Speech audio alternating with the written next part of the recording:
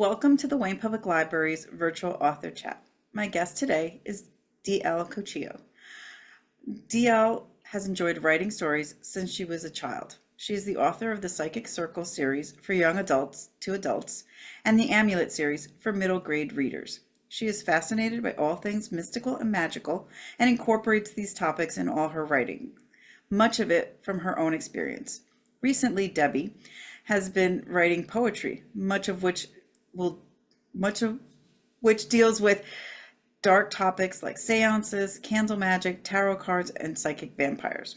Her first novel, Be Careful What You Wish For, came out in 2003, and Magic by Moonlight are part of the Amulet series. The Psychic Circle is a YA paranormal romance trilogy. Souls Entwined, Book 1, Magic Like That, Book 2, and Karma Like This, Book 3. She has also written one instructional and nonfiction book, So You Want to Read Tarot? Debbie is a tarot teacher, and a paranormal investigator. Welcome, Debbie. Please tell us a little more about yourself and the Psychic Circle series, Souls Entwined, Magic Like That, and Karma Like That. Oh, thank you. Thank you for having me. I appreciate it. It's exciting. Um, well, the series was actually based on real life experience with a little romance thrown in, but the adult group that I was with um, each have character flaws and character that they are modeled around these characters. But of course, we were adults and they are children. They're young adults. They're teens, almost ready to go on to college. But I find it fascinating, and the topic is again psychic. Um, with my characters, they all have special talents. One is a psychic, one is a shaman, one's a witch, one does telepathy, one's a healer. So they all get together, they practice their talents on each other. Um, and my latest book is book 3, so I kind of have to catch you up so you know what the series is about. So Rachel and her friends get together, and this boy Billy joins the group. Um, Rachel's best friend, Melody, though, doesn't like it because he's taken her best friend away. She thinks she's found a soulmate. So, of course, right away, some agitation starts. Could there be a connection between Billy and Rachel? There may be. So they want to, pursue this. Um, her best friend is jealous and resorts to black magic. So there's all kinds of things they go through, and they have to learn how to deal with her. But Rachel has to decide: is it worth saving her friend, or should she pursue finding out about the soulmate thing? So that's the beginning of the series. Book 2 takes them more into exploring, almost fighting each other because there's a lot of emotions involved. Rachel knows she's not safe now because of the things she's going through. Who can she trust? She finds an old spell book and she tries some of it out herself. So then we get to the third book, and a lot of trouble has happened. Her friend has put her under a paralyzing spell, her friend, her BFF, but there's still some soul connection with her best friend, and she, throughout the whole thing, wants to save her. So they're trying to find out, will karma be the key to this? The last book is Karma Like This. So she has visions, and in her visions, she's finding out how she could possibly change the course of karma. They learn crystal magic. They learn herbal remedies. They learn all kinds of metaphysical, psychic things, which is what I love. Um, and in the end, there's a psychic war, and we have to see, can they change the course of karma, or is it staying right through what will be, what will be? So that's it in a nutshell. Um, What else would you like to ask me? oh, so teens are very emotional, so I could see how this is a good age range. Um, does the book do the books the series do they span more than 1 year in the life of the group, or is it compacted into 1 year? How did What's the Okay. time frame of the three books? The three books are basically about 2 years in high school. Actually, I've had fans write to me and ask for me to write their college years, so that's something on the horizon. But it does span about 2 years in high school. Okay.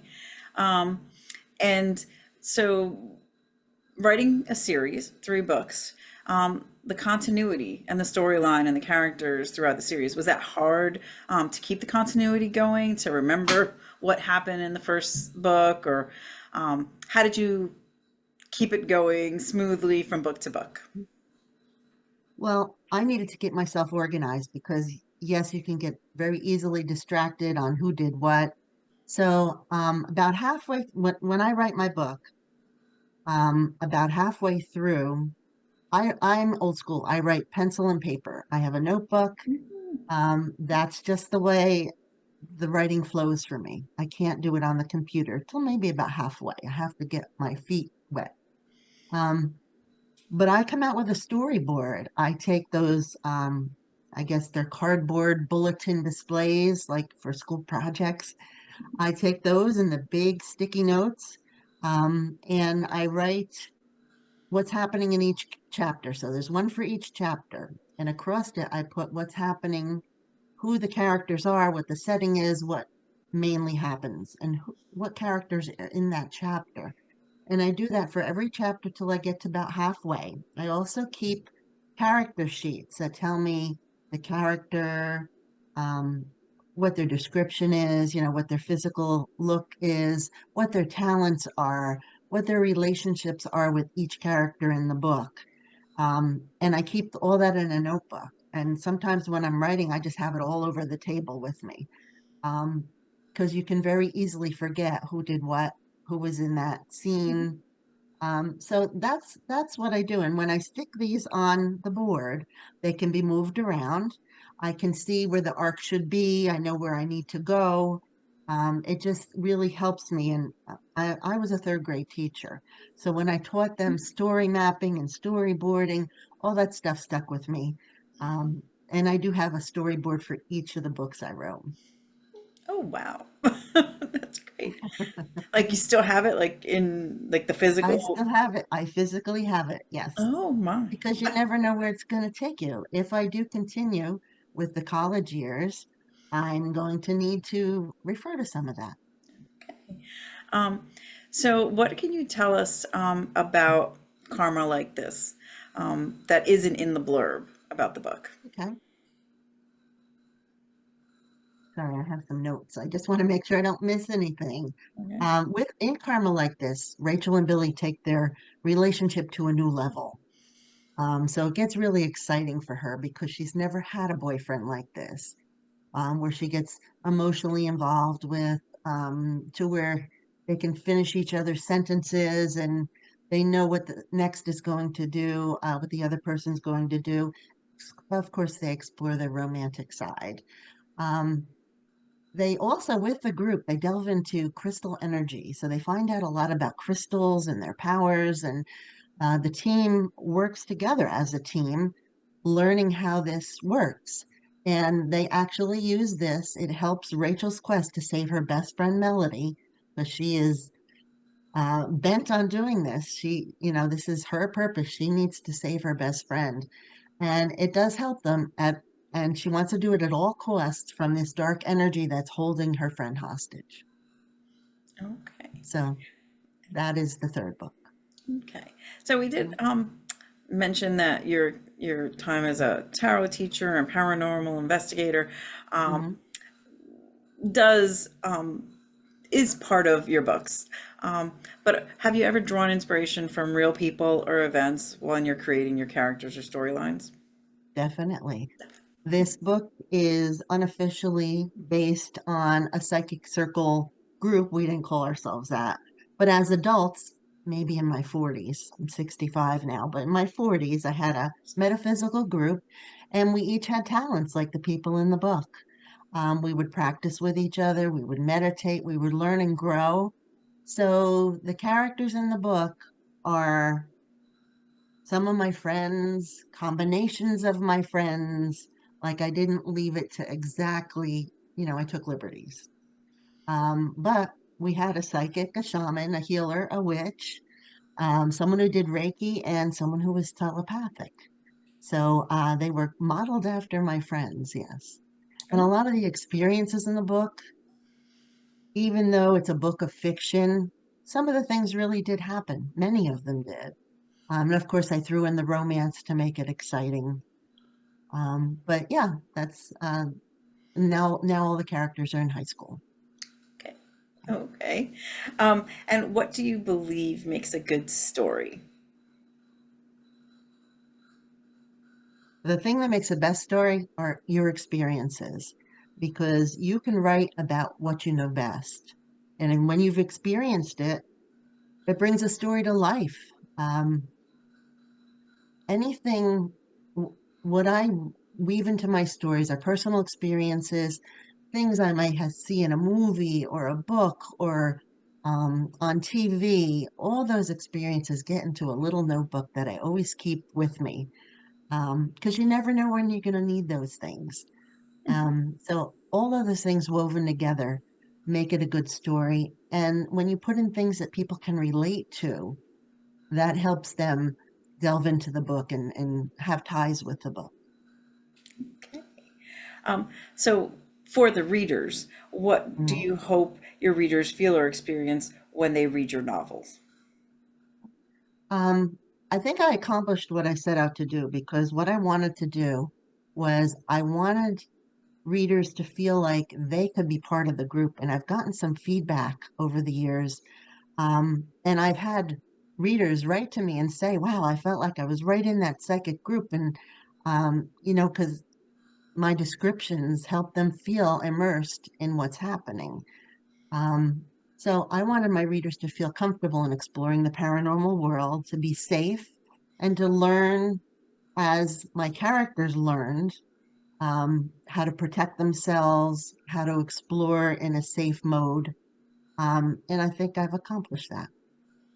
Okay. Can you tell us what you're currently working on? Ah, yes, I eventually am going to go to the college years, but I needed a little break. So I'm actually writing something called Create Your Own Magic. And it is an arts and craft book to explore your spiritual side. Okay. So there are crafts with crystals and moons and stars and things that are going to help people awaken their spirit. So that's what I'm working on right now. I'm working on doing the crafts, getting the photographs, and then the step-by-step instructions. So I'm hoping that'll be out maybe end of summer, beginning of fall. Wow, how exciting. That sounds Yeah. very different from what you've been doing. Yeah. Well, I do have one more book. It's kind of on the side, but I'm getting back to it. It's called So You Want to Be a Ghost Hunter, because I've done So You Want to Read Tarot, and I've been in the ghost hunting field for quite a while. I'm a lead investigator with GSPS, which is Garden State Paranormal, and I also belong to New Jersey Ghost Hunters. And we've had a lot of crazy experiences. I know all about the equipment, and everybody's like, when are you going to write a book about that? So I have started it, but I'm working on this one project first, and then that comes. What kind of crafts, like, can you tell us, like, one, you mentioned different Mhm. things in the crafts, but like, is it, um, Sure, I can tell you they're like arts and crafts that you would, get things from craft store. You can use nature. One of the things is a sun catcher, and it is made with some natural products. Like it's made with a piece of tree. I actually have this really cool piece of wood that is out from Arizona, and it's those trees that twist with the energies out there. And my in-laws had been out there, and they brought me back this piece because they know I like that stuff. Um, and that's going to be the top of it. And I'm going to be hanging crystals and stones. And when you hang it up in your window, maybe some feathers, maybe some acorns, the light will shine through the crystals, and it just gives you a wonderful feeling. The sunlight comes in, the facets make the light come onto you. That's one of them. I okay. made a really cool jar. of moon water. I don't know if you know what moon water is, but it would be water that you would put in a jar and set out during the full moon or during one of the blue moons, and it soaks up the energy from the moon. A lot of people put crystals on the windowsill Hmm. because it'll soak up that energy. And I see you have a crystal necklace on, which is Yes. beautiful. Thank you. So you're a crystal girl too. Uh, Anyway, not, I've made a you're not I don't, yes, a little bit a little bit. lately. Okay, that's the tree of life. Yeah. Yes. Um, so anyway, this particular jar is just it's a pickle jar, cleaned Mhm. out, of course, but inside it has that precious moon water. So I wanted to make it special. So it has moon water on it. Um, Actually, I can show it to you. Hold on a minute. It's right here. Where'd it go? Oh boy. Yes.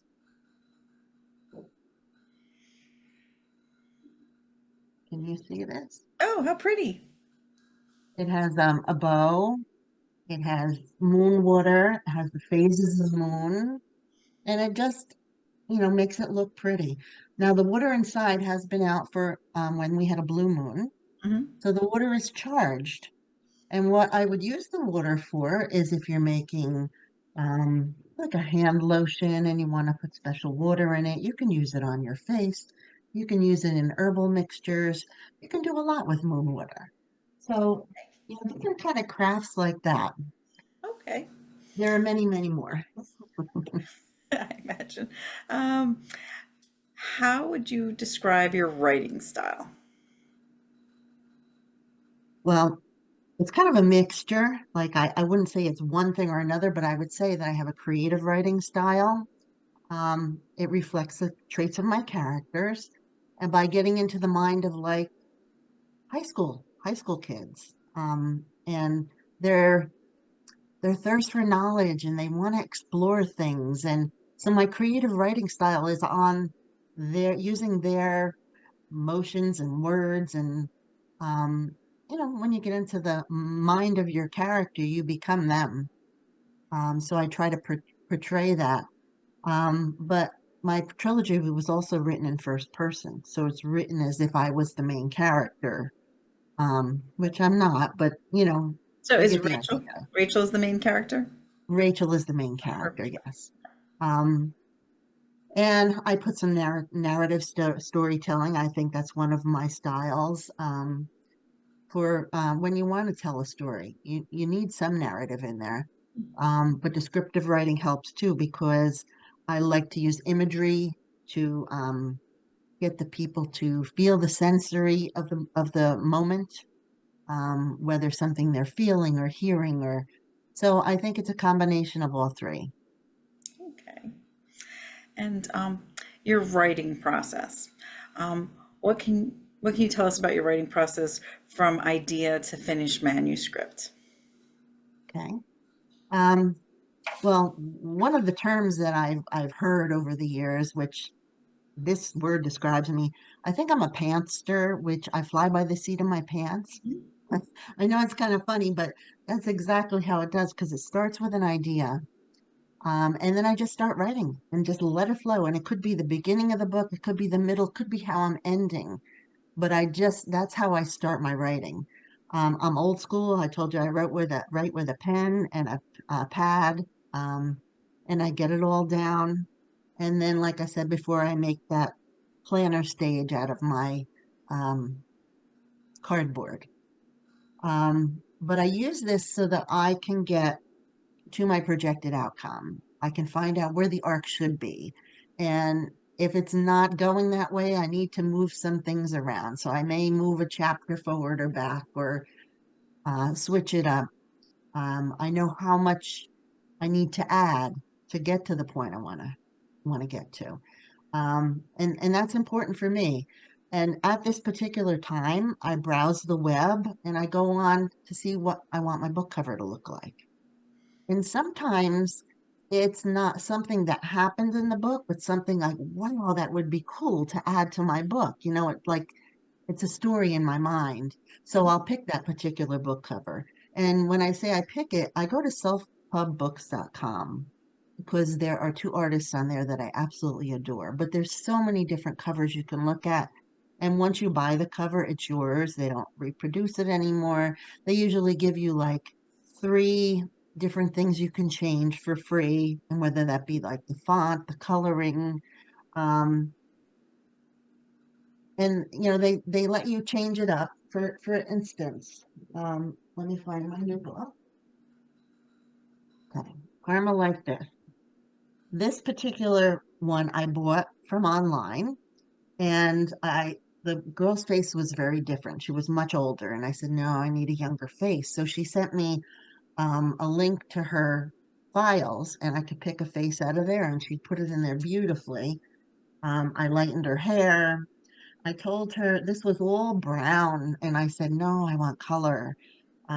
So I told her what colors I wanted, and I said, "Last thing, I want some magic coming out of her hand." And she came up with that, and it turned out beautiful, Hmm. beautifully. So that's the kind of things I do with the covers. I know that wasn't part of your question, but it's kind of from there. Um, and then when I'm halfway, then I type it on the computer because that's kind of my first edit, even though it's halfway done.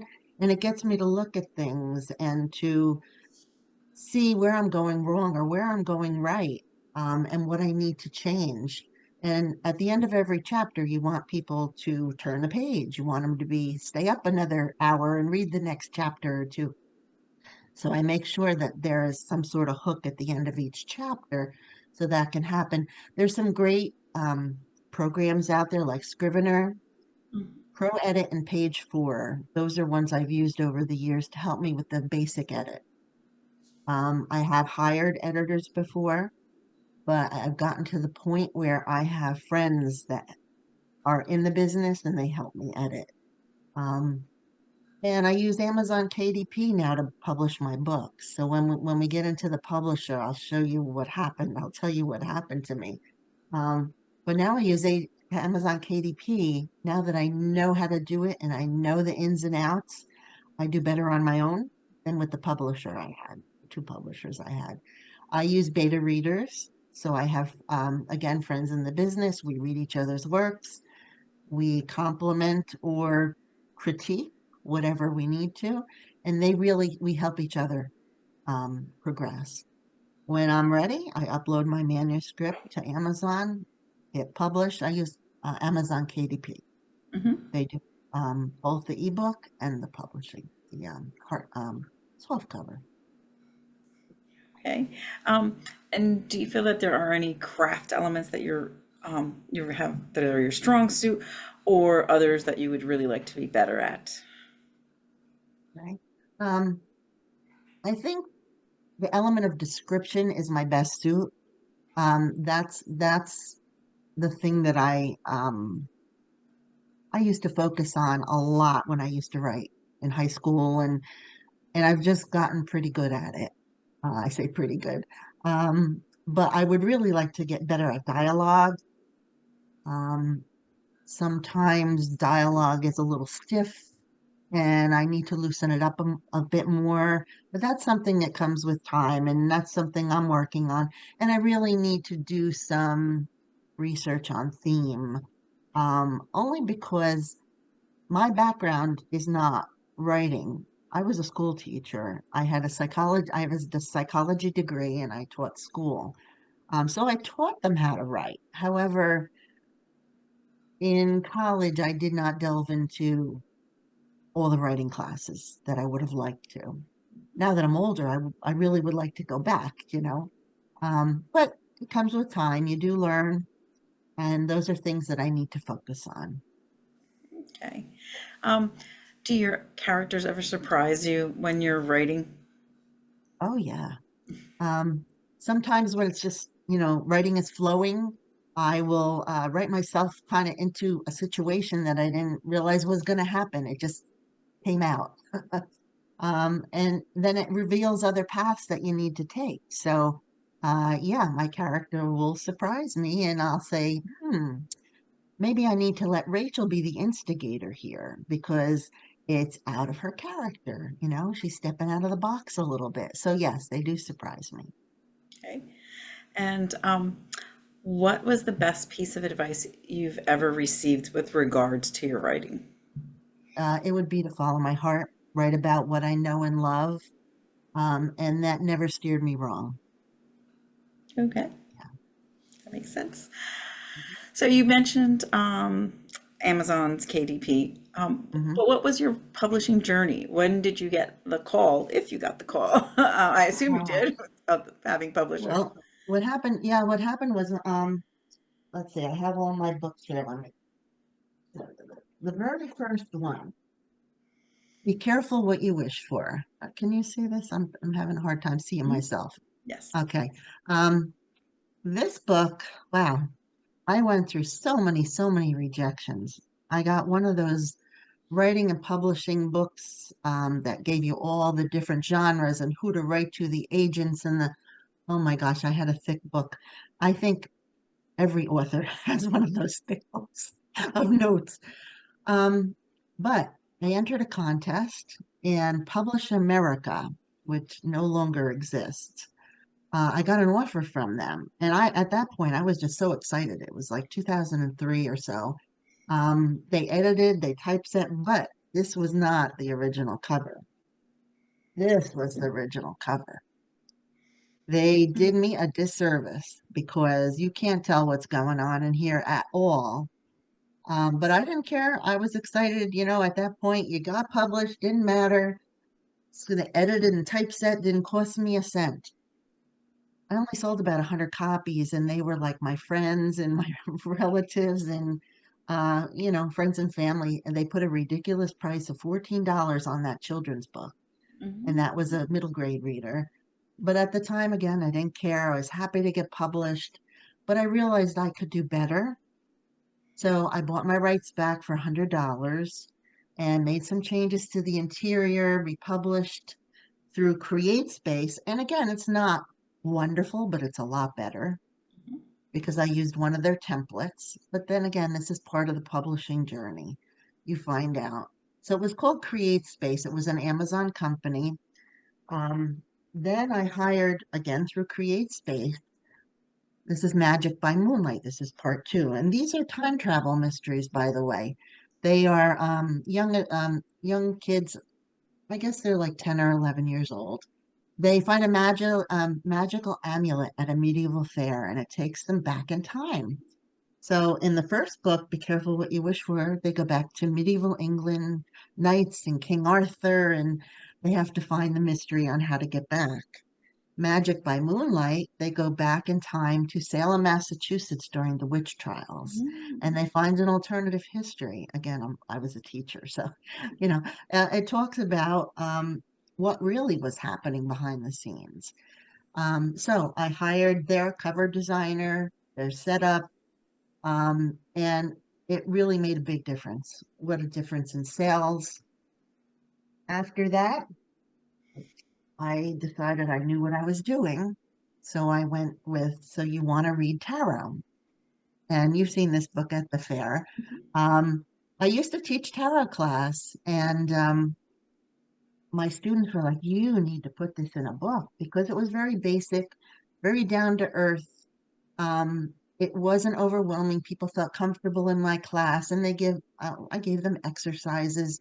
So anyway, I did this. This is my daughter on the cover, by the way. Oh, okay. She had so much fun posing for that when we did a I photo was shoot. wondering. I was wondering if it was you. I was like, my goodness, such a resemblance. So, wow. Yeah, my Okay. daughter, my daughter. She's now. This was when she was, I think, in high school. Um, she's like 39 now. But I did so much better doing it myself, marketing it myself. So I published that from KDP. I'm sorry, CreedSpace. So when I came to Souls Entwined, I was determined to get a publisher. So what I did was I joined writing groups online. I joined a group that helped you with your query letter, helped you get it succinct and to the point. They had a big contest, and I got two different publishing houses give me offers. and I chose Black Opal Books. But this one I did myself. This was the original from Black Opal Books. All right. But I liked the cover. It was okay. Um, but what was happening was, I sold in the beginning and then they kind of dropped the ball. I wasn't getting any sales, and I'm like, what's going on here? They didn't set up any kind of events for me. So I took the marketing in myself. I got my rights back from them. Took me about 8 months, and then I published it myself, revising it, putting a new cover on it. I hired a cover designer. Again, I hired someone off the internet as one of my favorite designers. Um, Reimagined it. It kind of it gets gives people more of a book to imagine what's covered, to imagine what's in the book. Changed the interior, published it, and I've had great success. So those are my two publishing stories uh, journeys. And then Magic Like That. This one I also self-published through Amazon KDP. And now the third one, Karma Like This. So as far as sales go, I try to do as many book talks as I can. I've done libraries, schools, women's clubs. We've done senior organizations, county library festivals. I think that's where I met you. Yes. We've done Bards and Noble, and when I say we, I have a author friend. Her name is Kristen Houghton, and we do a lot of the events together. We're kind of each other's backup. And we do have some events coming up, by the way. On April 5th, we're doing the Pequannock Library Fest in Pequannock. It's an outdoor event.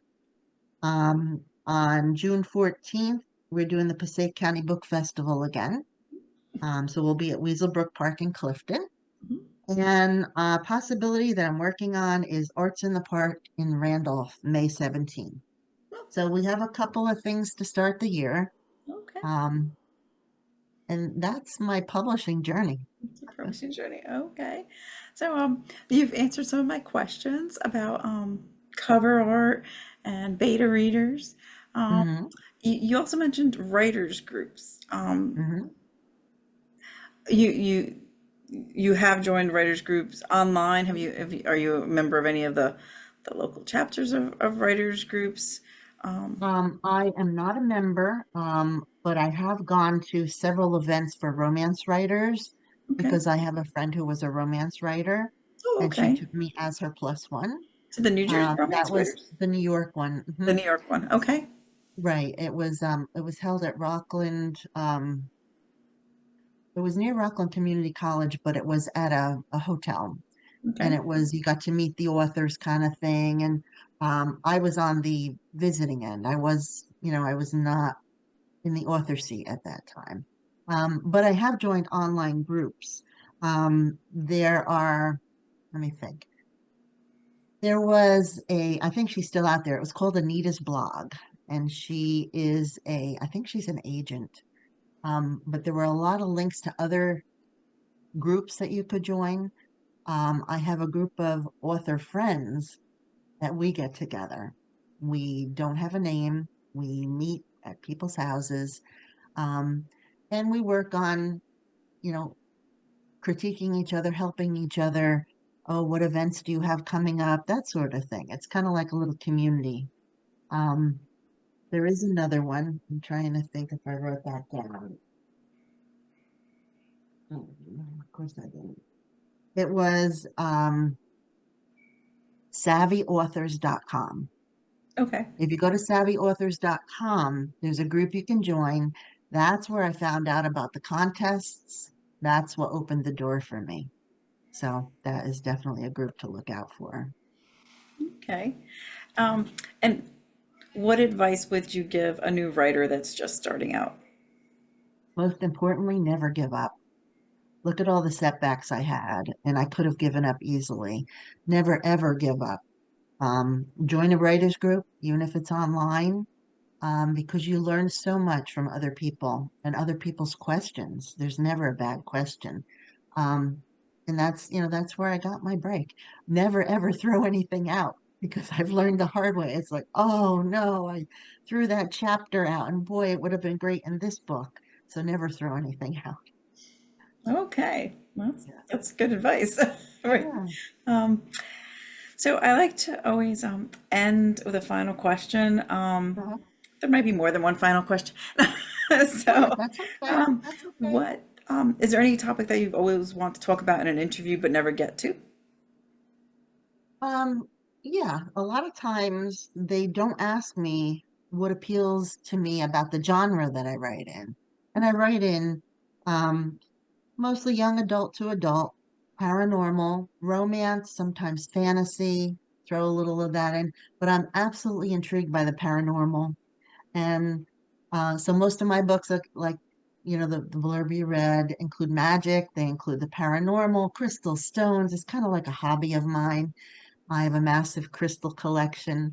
Um, and the paranormal world has been such a hot topic that it's hard to not go into a bookstore and see something about it. So there are readers that crave it.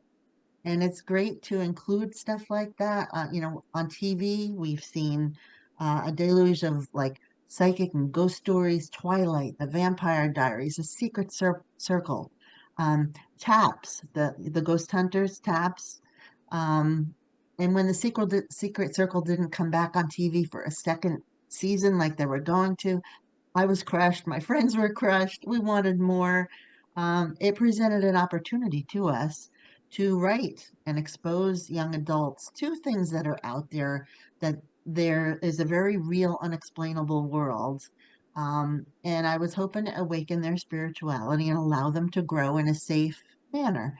So, I think that the things that I've done in my life, being a tarot teacher. I was a tarot reader for many, many, many years before I became a teacher. Um, that all adds to why I love the genre. Ghost hunting, I've been with those two groups, GSPS, the Garden State Paranormal Society, and NJGHS, the New Jersey Ghost Hunter Society. And all these people that I'm in contact with and the situations, they just add fuel to the fire and they just help me to understand the genre and to want to write about it. Sorry about that. Yeah. Um, so your paranormal investigations, can you share one story of something that happened when you were out, I guess, ghost hunting? Sure. We had to, well, I'll have to tell you two short stories. Um, my friend and I actually went to Penn State, it was the penitentiary Mhm. out in Pennsylvania, Penn Hills. Um, and we were under the instruction actually of TAPS, the guys on TV, the ghost hunters that you see, Mhm. Jason, and I don't know if you into ghost hunting, but we learned from the best. They were actually there, the whole team. They helped us with the meters and well, anyway, it was a penitentiary block. So my friend, we each took a corridor, and my friend and I were down in one of the stalls, and we were asking for, give us a sign, show us. And my friend's leg got grabbed. She said, I felt like a whole hand went around my leg. We felt a cool breeze wisp through there, like bringing up the dust. And then there were no windows open, no doors open. We got the chills, but of course we didn't run. We were like, no, please show us this thing. That was so cool. One of the things we did a historical with GSPS. We did a historical building, and when we went there, we had it for the night. It was a building that one of the friends of a friend had rented to live in, and they were moving out that weekend. They said, we're moving out because there's too much activity here. So they moved out and they let us in for the night. And we got wonderful pictures of like these huge orbs. They were not dust, they were orbs, which is a manifestation or trying to manifest a spirit. We got pictures of, well, actually audio. We had audio recorders, and we were upstairs in the bedroom. And we said, we're going to leave this microphone here. please feel free to talk into it. We asked them a bunch of questions. We're going to leave it here, and we left it. And we're going down the stairs, thought nothing of it, came back up, listened to our recording. And after we said, okay, we're going to leave you, please leave a message, we hear, "Bo!" on the recorder. It wasn't us. It was definitely a spirit. They didn't want us there. But Oh, we've gotten some fabulous pictures. wow, those are great experiences. A little scary, especially the grab grab the leg. Um, Yeah. but wonderful. I see where it would flow into your writing, adding Uh-huh. these these instances that you've experienced, but Yeah. making them part of your fiction writing also. Hmm. Um, and then I guess for me, tarot, teaching tarot. Uh-huh. You said what got you into tarot? Like, Well, years ago, oh gosh, my daughter was she was maybe a toddler. My girlfriend and I used to go to Passaic to this little Yugoslavian lady who read coffee grinds and tea leaves, and she did tarot cards. And we oh, would go once a year. And by the third time we went, the lady would look at the cards and she'd study them. And I almost knew what she was going to say. Like I felt something with these cards. There was some sort of connection. So, and she had said, "You're going to be a tarot reader someday." And I actually looked online. I found, well, actually, I called around because back then there was not much online. I called around to different stores and said, "Can you teach me this tarot deck?" And everybody's like, "No, no, we don't teach that one." I said, "Well, can you teach me how to read a tarot deck? Because I feel like I know these cards." So they said, "Well, come in, we'll teach you basics." So I took classes, and by the end of the classes, I didn't need that book anymore. I knew. So there was something in me. My grandmother actually read tarot cards. I heard she was a closet reader. They never told us until she passed. Then they told me, and I said, "Oh my gosh, what happened to her cards? I want them." But anyway, she would just do it for family and friends. So yeah, I read for many, many, many years, and um, I only do family and friends right now because we have grandkids now, and I was so afraid of when you read people, you pick up their energy, bad and good, as much as you protect yourself. Sometimes I would do a party and I'd be sick for a week because I picked up their stuff, their energy, and it took me a while to shake it. So I didn't want to bring that home to the grandkids. So I started teaching tarot, and my students said, "You need to write this book because it is step by step. It's very down to earth. People are not intimidated by it. And it's a great way. You learn the symbols, you will learn the cards." mhm. Okay. Yeah, your spirit guides work with you, but it depends on what you believe in. No. Um, um, okay. I will Yeah. share after. Um, Uh, yeah. well, Debbie, thank you so much for being here today and for telling us about your Psychic Circle series. Um, Mhm. and good luck with your craft book. That sounds very Thank cool. you. Um, Mhm. and all of your paranormal uh, investigations, and if you complete that book also. Um, Uh-huh. but thank you again for joining us today, and hope to see you in June, actually, Oh, at the thank you festival. very much. Yeah, I'll see you at that Passaic County Fair. Thank you, and thank you to the Wayne Library.